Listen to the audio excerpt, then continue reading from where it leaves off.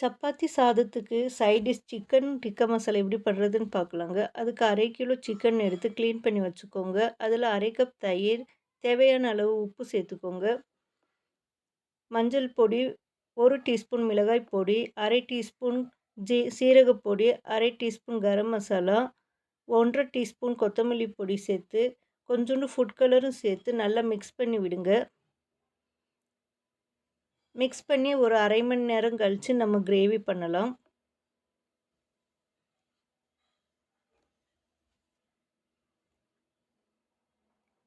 இப்போ பேனில் எண்ணெய் சூடு பண்ணிவிட்டு நம்ம மிக்ஸ் பண்ணி வச்சுருந்த எல்லா சிக்கன் பீஸையும் போட்டு நல்லா வறுத்து எடுத்துக்கலாம்.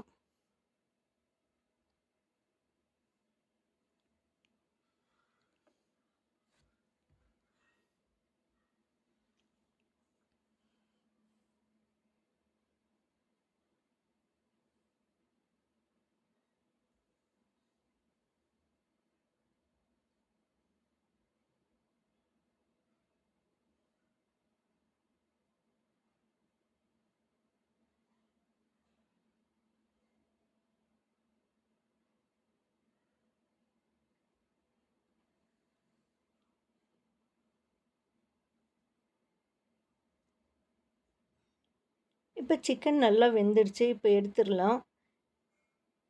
மசாலா அரைக்கிறதுக்கு 2 பெரிய வெங்காயம், பச்சை மிளகாய், இஞ்சி பூண்டு எல்லாத்தையும் நைஸாக அரைச்சி எடுத்துக்கலாம். ஒரு அடிகனமான பாத்திரம் வச்சு அதில் எண்ணெயை சூடு பண்ணிக்கலாம். சூடு பண்ணிவிட்டு பிரியாணி ஜாமான் சேர்த்துக்கலாம்.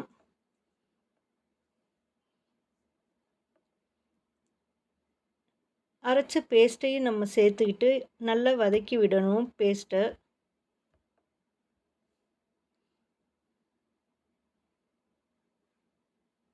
பேஸ்ட்டிலேருந்து நல்லா எண்ணெய் பிரிஞ்சு வர்ற சமயத்தில் 2 டீஸ்பூன் கொத்தமல்லி பொடி, 1 டீஸ்பூன் மிளகாய் பொடி, கொஞ்சமாக மஞ்சள் பொடி சேர்த்து நல்லா வதக்கி விடுங்க.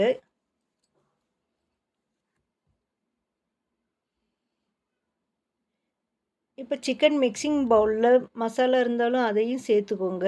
சேர்த்துட்டு அதே மிக்சிங் பவுலில் கொஞ்சமாக தண்ணி சேர்த்து அதையும் சேர்த்துக்கோங்க. சேர்த்துட்டு எல்லாத்தையும் நல்லா கிளறி விட்டுட்டு ஒரு மூடி போட்டு கொஞ்சம் நேரம் மூடி வைங்க.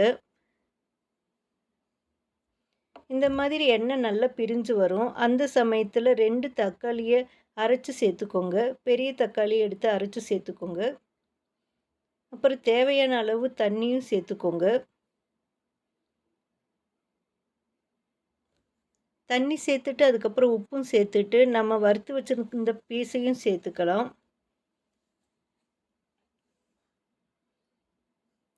அதுலேயே 1 டீஸ்பூன் கரம் மசாலா சேர்த்துக்கோங்க. 1 டீஸ்பூன் கஸ்தூரி மேத்தி சேர்த்து கிளறி விட்டுட்டு கொஞ்ச நேரம் மூடி போட்டு அப்படியே வேக விட்டுறலாம்.